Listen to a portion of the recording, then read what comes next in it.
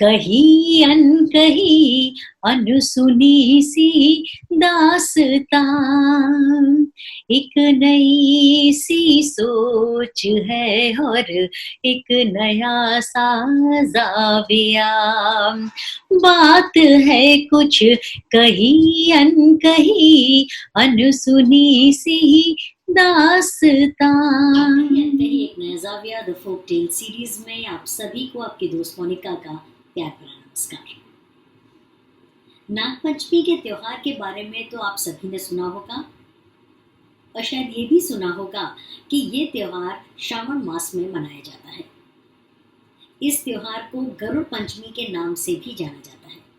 लेकिन इस त्योहार वाले दिन ना तो खेतों में हल चलाया जाता है और ना ही सब्जी वगैरह काटी जाती है, और इसके पीछे भी एक कथा है। और वही कथा आज मैं आप सभी को सुनाने जा रही हूँ।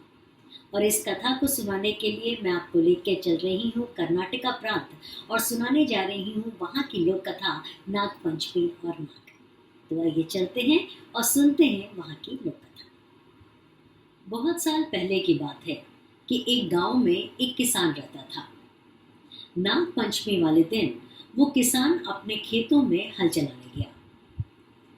कुछ देर हल चलाने के बाद में जब वो थक गया तो वो एक पेड़ के नीचे आकर विश्राम करने लगा। वहीं पर ही उसका जो 8 वर्ष का बेटा था वो भी आ गया। पिता और पुत्र काफी देर तक बातें करते रहे। फिर किसान ने अपना हल उठाया और वापस से खेतों में चला गया। लेकिन उसके जो बेटे की मीठी मीठी और तोतली बातें थीं, तो जो किसान था वो इस कदर उसमें लीन हो गया कि उसको सांप के छोटे छोटे बच्चे भी दिखाई नहीं दिए। और जो हल की नोक थी उससे वो सारे ही बच्चे मारे गए। जब सांप वहां पर वापस आया और उसने अपने मरे हुए बच्चों को देखा तो उसके क्रोध की सीमा नहीं रही। उसने जब चारों तरफ देखा तो उसने हल की नोक पर उसे खून के छींटे दिखाई दिए, और उसे हत्यारे का पता लगाने में जरा भी देर नहीं लगी। किसान और उसका 8 वर्ष का बेटा दोनों ही सांप के काटने की वजह से मारे गए। लेकिन जो सांप का क्रोध था वो अभी भी शांत नहीं हुआ। सांप क्रोध में इतना अंधा हो गया कि वो किसान के घर जा पहुंचा। लेकिन जब वो किसान के घर पहुंचा तो उस वक्त किसान की जो पत्नी थी वो दरअसल नाग पंचमी की पूजा में मग्न थी। तो सांप ने ये सोचा कि जब पूजा समाप्त हो जाएगी वो उसके बाद ही इसे काटेगा। सांप को बहुत जोरों की भूख भी लगी थी, तो वहां जो उसने प्रसाद रखा हुआ था किसान की पत्नी ने, वो उसने सारा प्रसाद खा लिया।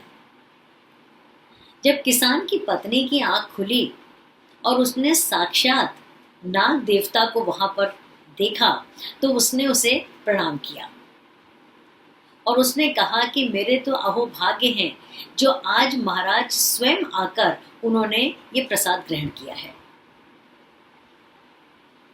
जो सांप था उसने साफ शब्दों में किसान की पत्नी को कह दिया कि वो इतने गुस्से में था कि उसने उसके पति को और 8 वर्ष के बेटे को डस लिया है। किसान की जो पत्नी थी उसके तो होश उड़ गए। वो नाग देवता से क्षमा मांगने लगी। सांप ने मन ही मन सोचा कि किसान ने तो अनजाने में मेरे बच्चों को मारा था, लेकिन मैंने तो जानबूझकर किसान को और उसके 8 वर्ष के जो बेटा था उसको मैंने डस लिया है। तब नाग ने किसान की पत्नी से कहा कि तुम तुरंत मेरे साथ में खेत चलो, मैं उनका सारा का सारा जो विष है वो चूस लूंगा और उन्हें मैं पुनः जीवन दान दे दूंगा।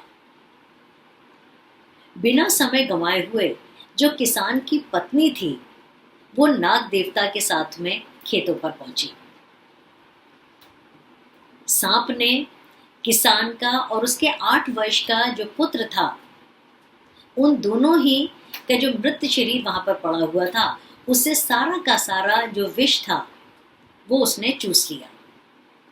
और थोड़ी देर के बाद में किसान और उसका जो बेटा था, दोनों ही आंख मलते हुए उठकर बैठ गए। और तभी से नाग पंचमी वाले दिन नागों की पूजा की जाती है और उन्हें दूध पिलाया जाता है। और ये जो कथा है, ये तभी से ही प्रचलित हो गई है। इस कहानी से हमें ये संदेश मिलता है कि हमको जो भी कार्य करना चाहिए वो पूरे डेडिकेशन के साथ में करना चाहिए, पूरे कंसंट्रेशन के साथ में करना चाहिए, क्योंकि हमारी ज़रा सी लापरवाही बहुत बड़ी दुर्घटना का कारण बन सकती है। और ज़रूरी नहीं कि हम हर बार उतने ही लकी हों जितने की किसान था। वो तो किसान की किस्मत अच्छी थी कि नाग देवता ने उसे दोबारा से जीवन दान दे दिया। एसबीसीसी का प्रिंसिपल भी यही कहता है कि व्यवहार परिवर्तन को आपको पूरे डेडिकेशन और कंसंट्रेशन के साथ में उस प्रोसेस को आपको फॉलो करना चाहिए।